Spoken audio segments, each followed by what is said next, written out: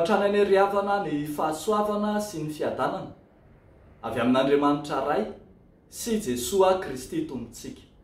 Amen. Salamo fa 400 ny andininy fa 420 hatramin'ny fa 530 farany.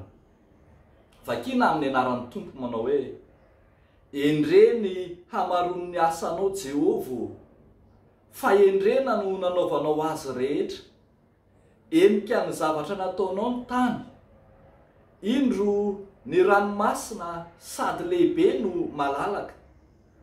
Aminy no misy zava-metsiketsika tsy tamboisaina, dia zava-miaina na kely na lehibe. Aminy no alehan'ny sambo sy ny trozona izay noforononao hilalao any. Ireo rehetra ireo miandry anao mba homenao haniny amin'ny fotoana. Manome ianao dia manangona izy. Manokatra ny tananao ianao dia voky ny soa izy. Manafina ny tavanao ianao dia raiky tahotra izy. Alainao indray ny ainy dia maty izy, ka mody any amin'ny vovoka nanalana azy. Maniraka ny fanahinao ianao dia ary izy, ary manavao mitarehany tany ianao. Ho mandrakizay any ny voninahitry Jehova. Aoka Jehova hifaly amin'ny asany. Jereny ny tany dia miorooro, tendreny ny tanany ny tendrombohitra dia midonaka. Hira ho an'i Jehova aho raha mbola velona koa, ankalazan'Andriamanitra aho raha mbola miaina. Homaminy ane ny fisainako azy, izao no hifaly amin'i Jehova. Ho lany ringana tsy ho ety an-tany ny mpanota, ary ny ratsy fanahy tsy ho ety intsony. Misaoran'i Jehova ary fanahy. Aleluia.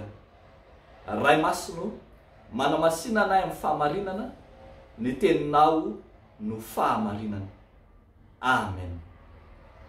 Ny zava-mahagaga ao amin'ny natiora. Ny bokin'ny Salamo fa 400 riavako malala dia mamintina amintsika ny faharian'Andriamanitra, na mitantara amintsika amin'ny endriny vaovao ny fahariana izay hitantsika tany amin'ny bokin'ny Genesisy, indrindra ny zava-misy tamin'ny andro 5 sy ny 9 tamin'ny 5. Eto amin'ity nofinainy ity kosa dia hitantsika fa somary mitodika any amin'Andriamanitra pahary kokoa ny mpanao salamo.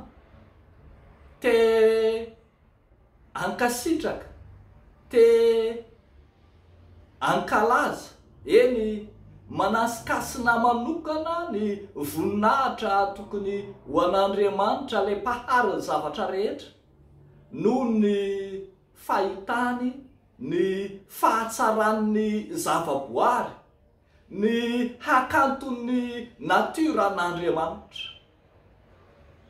Amin'ny fisainana ivelan'ny soratra masina tokoa mantsy, dia misy sokajin'olona izay mampifangaro an'Andriamanitra sy ny natiora. Ny fisainana panteista ohatra dia mamonja na managadra an'Andriamanitra ho ao anatin'ny natiora. Te hilaza fa isan'ny natiora na isan'ny voary Andriamanitra. Mifanohatra amin'izany kosa ny manana firehekevitra deista, dia toa manasaraka tanteraka an'Andriamanitra amin'ny natiora. Toa ilaza fa tsy misy idiran'Andriamanitra izany. Lavon'izao soratra masin'izao marindrano zany foto-kevitra izany, na ny voalohany na ny faharoa. Fa ambaran'ny soratra masina kosa, indrindra ity nofinaina ity, fa misy fifandraisana lalina sy miolopaka ao amin'Andriamanitra le pahary sy ny natiora izay zava-boarin'Andriamanitra. Ambaran'ity soratra masiny ity fa Andriamanitra izay nahary no mamelona sy mampiaina ny natiora.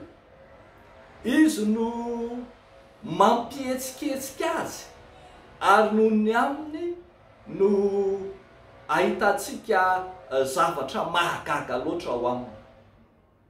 Dia vagovava ny mpanao salamo ry havako malala fa endreny hamaroany ny asan'i Jehova, fa endreny nanaovana azy ary enika ny zavatra nataony ny tany. Eny zava-mahagaga loatra no nataon'Andriamanitra tamin'ny fahariana ka mendrika azy ny fiderana, ny fankalazana, ny fanomezam-boninahitra. Misy ireo sokajin'olona zay mpiady amin'Andriamanitra, to manimbazimba sy maniratsira ny natiora.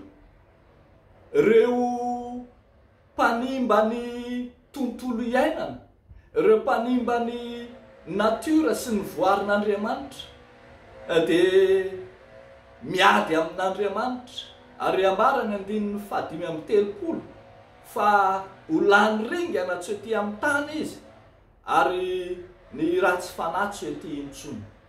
Zay fatra-piady amin'ny natiora sy mpanimba izany dia fatra-piady amin'Andriamanitra ka ahita fandringanana. Fa ny zanak'Andriamanitra rehetra kosa dia mahita ny fahatsaran'Andriamanitra ao anatin'ny natiora. Raha miresaka zava-boary, raha miresaka natiora isika dia mahita fa Jesosy Kristy dia nifandray mivantana tamin'ny natiora, mampiasa ny natiora entina anaovana fanoharana ary afaka mifehy sy mibaiko ny natiora izy. Andriamanitra mankafy ny natiora ary azo lazaina fa Andriamanitra ny voary rehetra mihitsy izy ka mendrika hoderaina. Amin'ny fiangonana ihany koa ry havako malala dia manana anjara toerana lehibe ny natiora. Zany no mahatonga antsika ohatra ao amin'ny fiangonana nanapaka ny synodà lehibe anome anjara adidy ny fiangonana amin'ny fikajiana sy ny fiarovana ny tontolo iainana. Zany no mahatonga ny fiangonana ohatra raha mampiasa ny voninkazo ao amin'ny alitara eny amin'ny fiangonana, raha azo atao dia mba ho voninkazo misy aina no ampiasaina. Isika ihany koa dia manana didy ikolokolo, ikarakara, hanaja ny natiora manodidina antsika ary indrindra hisitraka sy hifaly amin'ny natiora satria ahitantsika ny fahatsaran'Andriamanitra izy ireny. Dia ho l'Andriamanitra irerian'ny voninahitra. Amen. Hivavaka isika. Misaotra anao zay Andriamanitra, le Andriamanitra mpahary ny zavatra rehetra hatramin'ny voalohany. Endreny asaribidiny voary izay nataonao sy noharianao. Ahitanay ny fahatsaranao Andriamanitra. Ankehitriny izay Tompo mivavaka ho an'ny fikambanana maro samihafa miady sy miezaka hikady sy hanaja ny tontolo iainana, ny amin'ny fiovaovan'ny toetry ny andro, ny amin'ny fikorotanan'ny